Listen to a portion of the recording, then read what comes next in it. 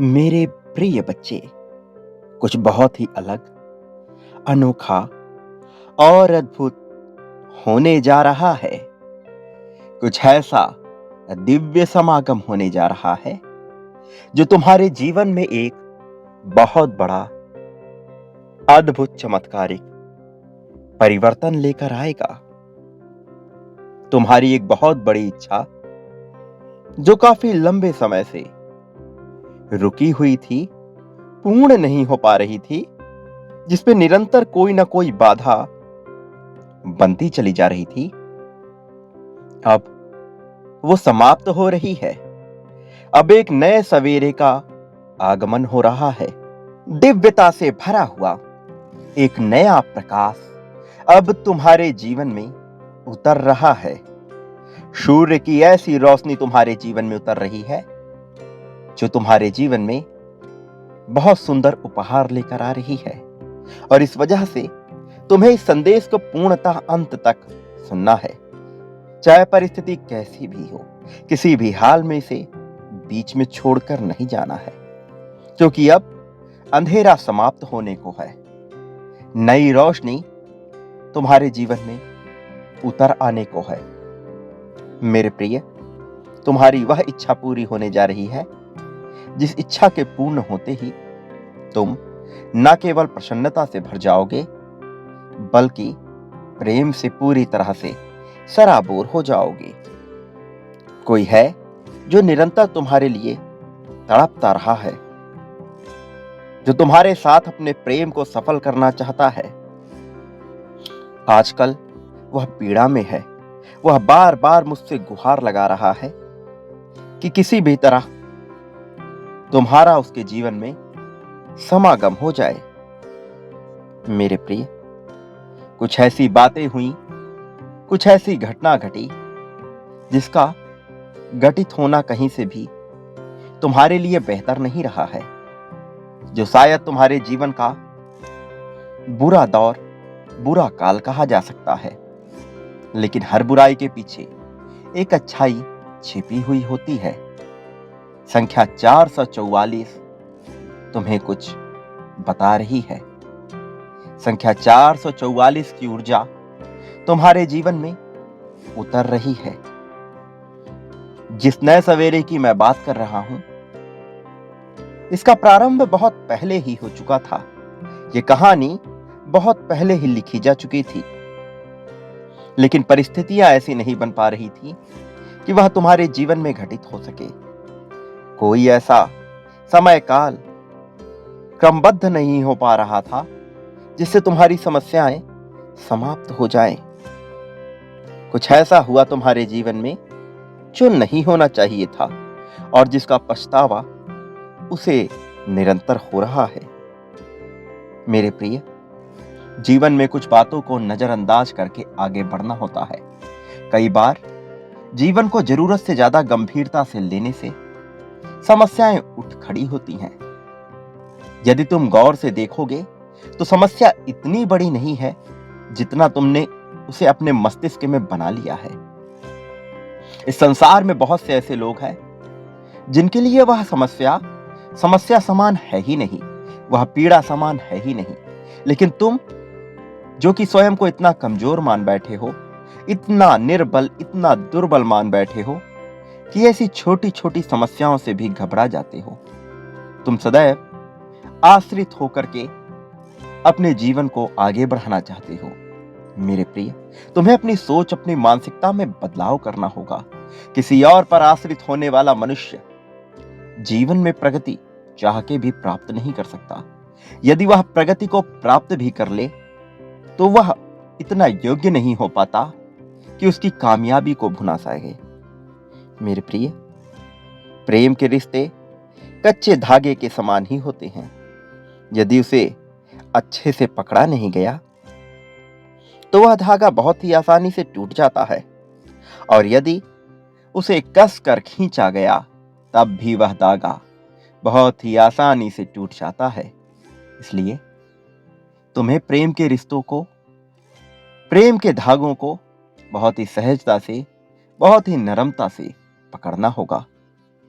फिर यह प्रेम किसी से भी हो, फिर यह प्रेम चाहे अपनों से हो चाहे परायों से हो, यह प्रेम ही है जो जीवन को सही रूप में चलायमान रखता है।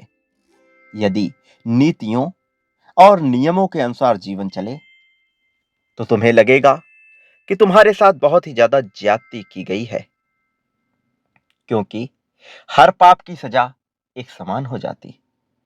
यदि तुम गौर से देखोगे तो तुम में और उनमें विशेष अंतर नहीं है जो गलत कार्य कर रहे हैं।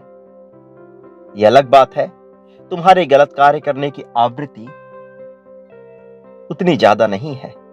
यह भी अलग बात है कि तुम्हारी नीयत कभी बुरी नहीं रही है, किंतु बुरे कर्म तो तुमसे भी हुए हैं। इसलिए यदि करुणा के आधार पर जीवन के नियम को ना बांधा जाए तो तुम्हारे साथ बहुत ज्यादती हो जाएगी। मेरे प्रिय, जो तुमसे प्रेम करते हैं तुम उन्हें प्रेम दो, क्योंकि यदि तुम उन्हें प्रेम नहीं दोगे तो एक दिन उन्हीं के लिए पछताना पड़ जाता है। मैं जानता हूं तुमने सदा ही सबको प्रेम देने की चाह रखी है। तुम कभी किसी का बुरा सोचते भी नहीं आए हो। तुमने सदा यही चाहा है कि तुम जितना हो सके लोगों की भलाई कर सको।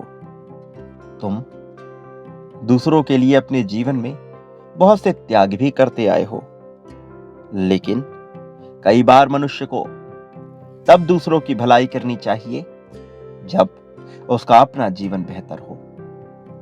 मेरे प्रिय, यदि जंगल में आग लगी हुई हो तो मनुष्य सर्वप्रथम अपनी जान बचाता है, क्योंकि यदि वह ऐसा नहीं करेगा तो वह दूसरों की भी सहायता करने में सक्षम नहीं हो पाएगा।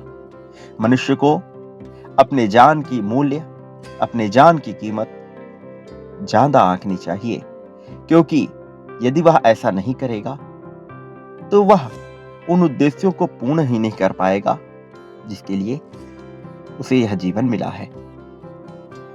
मेरे प्रिय, तुम्हें स्वयं से प्रेम करना सीखना होगा, स्वयं का आत्मविश्वास बढ़ाना सीखना होगा। अपने आप पर यदि तुम्हारा विश्वास मजबूत ना हुआ तो तुम कुछ भी ना कर सकोगे। मैं तुम्हें बहुत प्रेम करता हूं, मैं तुम्हारे लिए प्रगति के सभी दरवाजे खोल रहा हूं, लेकिन जब तक तुम्हारा स्वयं पर संशय बना हुआ है, जब तक तुम संदेह की बेड़ियां जकड़े हुए हो, तब तक कोई भी तुम्हें प्रगति के मार्ग पर प्रशस्त कर ही नहीं सकता। चाहे कितने ही दिव्य फरिश्ते आ जाए, चाहे कितने ही दिव्य देवदूत तुम्हारे जीवन में प्रवेश कर जाए, कोई तुम्हें आगे लेकर नहीं जा सकता, क्योंकि यह सब कुछ तुम्हारे विश्वास, तुम्हारी मानसिकता से ही जुड़े हुए हैं। यदि तुम्हारी मानसिकता ही कमजोर हो गई तो इस संसार की कोई शक्ति तुम्हारा साथ नहीं दे सकती। मेरे प्रिय, जो मनुष्य नींद में सोया हुआ है उसे जगाया जा सकता है, किंतु जो सोने का नाटक कर रहा है उसे कोई चाहकर भी कैसे जगा सकता है। यदि तुम्हारा विश्वास कमजोर है और तुम इसे बढ़ाने के लिए आतुर हो तो निसंदेह तुम्हारे विश्वास को जगाकर तुम्हें प्रगति दिलाई जा सकती है। लेकिन यदि तुम अपने विश्वास को बढ़ाने के प्रति आतुर ही नहीं हो, यदि तुम कमजोर मान के हमेशा से ही बैठ गए हो, तो कोई चाहकर भी तुम्हें प्रगति कैसे दिला पाएगा। तुम्हें मेरी बातों पर गौर फरमाना होगा, इसके गहराई में उतरना होगा। मैं फिर से कह रहा हूं, संख्या 444 की ऊर्जा तुम्हें निरंतर प्रगति की ओर ले जा रही है।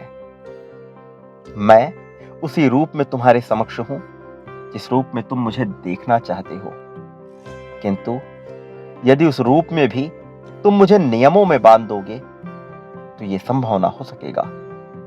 जैसे तुमने अपने आप को नियमों में बांध दिया है, तुम स्वयं को नियमों से मुक्त करो, स्वयं को जंजालों से मुक्त करो। तुम्हें कुएं के मेढक की भांति नहीं सोचना होगा। तुम यदि छोटे से दायरे में रहकर अपनी सोच को बढ़ाओगे तो तुम वह कभी देखे ही नहीं पाओगे जो मैं तुम्हें दिखाने का प्रयत्न कर रहा हूं। तुम निरंतर मुझसे प्रश्न कर रहे हो, तुम निरंतर संदेह कर रहे हो, बार बार तुम्हारे मन में ये विचार उठ रहे हैं कि तुम्हारी जीत कब होगी। मेरे प्रिय, मैं कह रहा हूं, तुम एक कदम बढ़ाओ, तुम्हारी जीत तुम्हारे सामने खड़ी है। किंतु तुम्हें वो पहला कदम बढ़ाना होगा।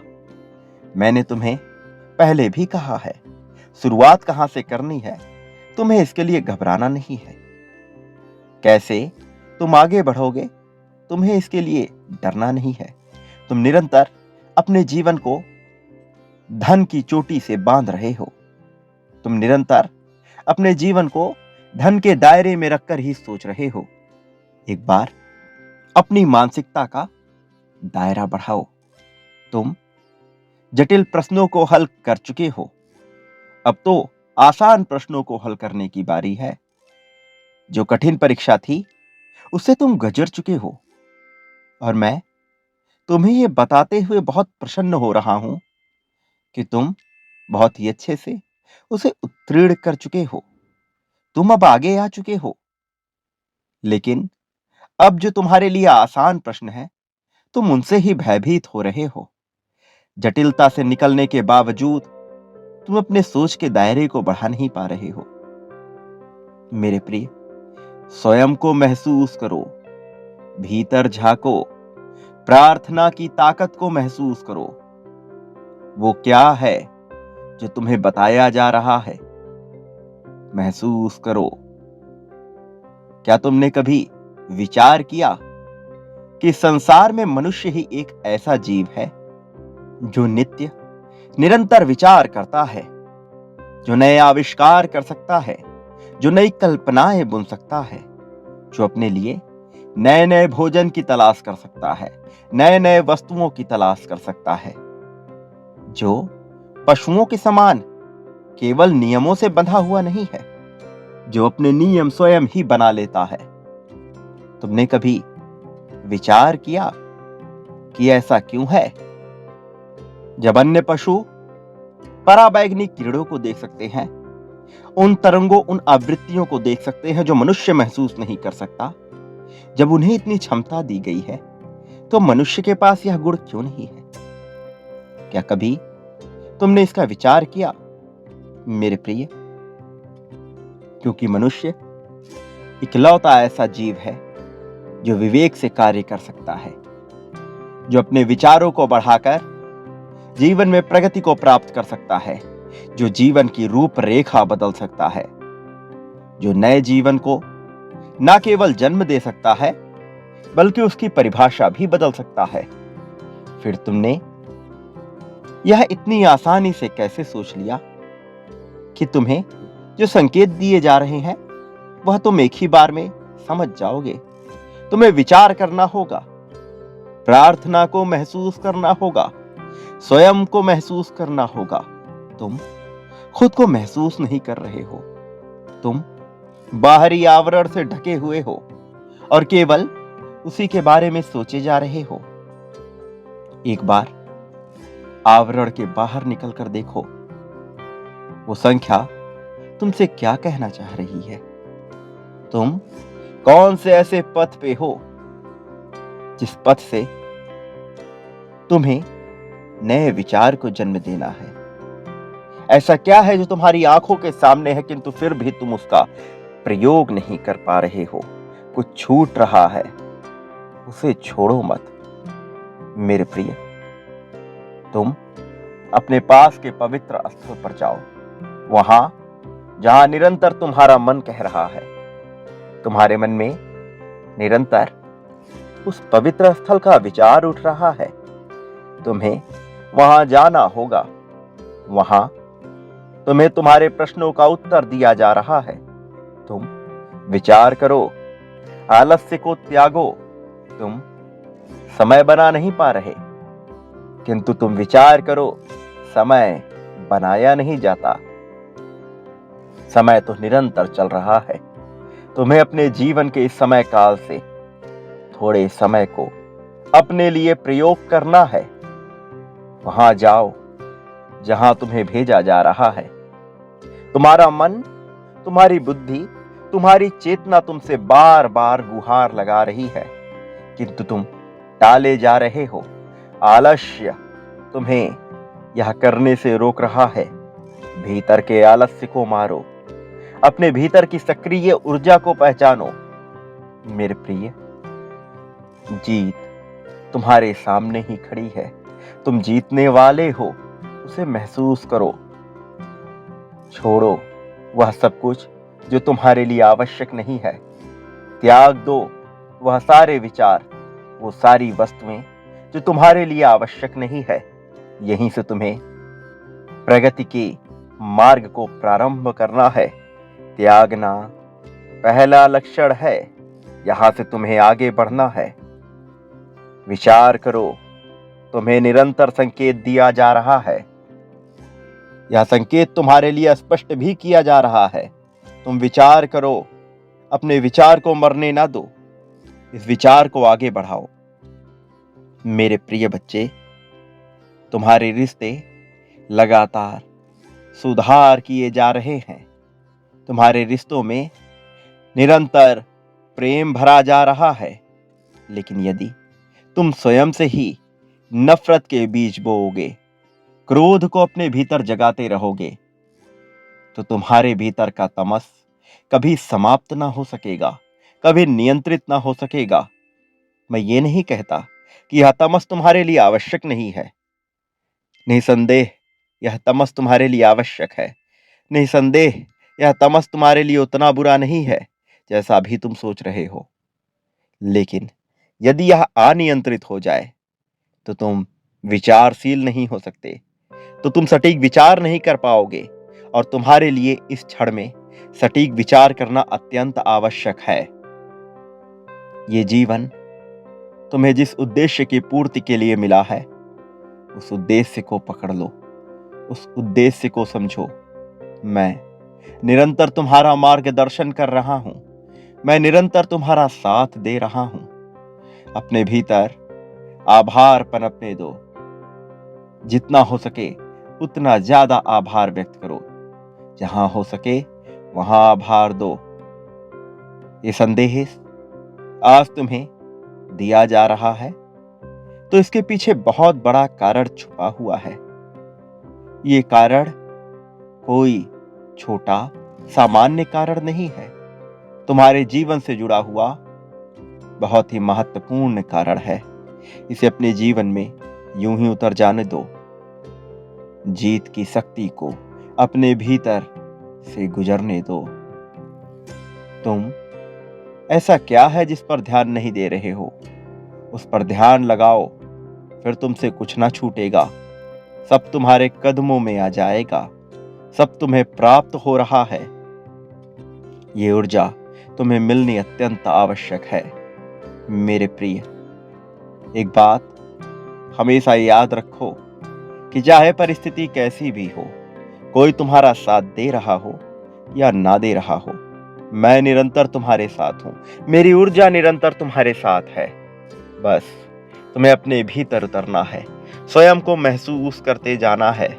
तुम स्वयं को देह मात्र से ऊपर देखो, स्वयं को आत्मा की प्रवृत्ति से ऊपर देखो। तुम वो नहीं जो तुम समझ रहे हो। तुम्हें दूसरों से भयभीत होने की आवश्यकता नहीं। यह भय जब तक तुम में वास करेगा, मैं तुम में टिक नहीं पाऊंगा। तुम्हें इस भय से मुक्ति पानी होगी। मैं निरंतर तुमसे कह रहा हूं कि तुम इस भय का त्याग करो, लेकिन तुम इस भय का त्याग नहीं कर पा रहे। किससे घबरा रहे हो? कोई तुम्हें हानि नहीं पहुंचा सकता।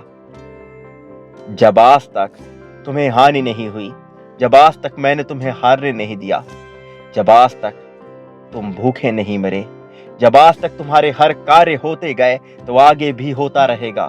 मैं निरंतर तुमसे यह कह रहा हूं, इसे अपने जीवन में उतरने दो। मेरा आशीर्वाद सदैव तुम्हारे साथ है। सदा सुखी रहो। तुम्हारा कल्याण होगा।